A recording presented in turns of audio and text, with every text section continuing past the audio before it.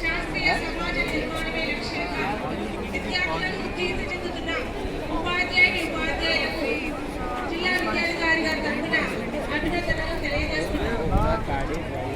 పాఠశాలలో తయారు చేసే ఉపాధ్యాయుల కృషి అనిర్వచనీయం. సాంఘిక, ఆర్థిక, పారిశ్రామిక, వ్యవసాయ, ఆరోగ్య, రవాణా రంగాలన్నింటిలో విప్లవాత్మక మార్పులు శాస్త్రీయ విజ్ఞాన అభివృద్ధి ద్వారా జరుగుతున్నవి. విద్యార్థి దశ నుంచే వైజ్ఞానిక శాస్త్రం పట్ల ఆసక్తిని పెంచుకుంటే శాస్త్ర సాంకేతిక రంగంలో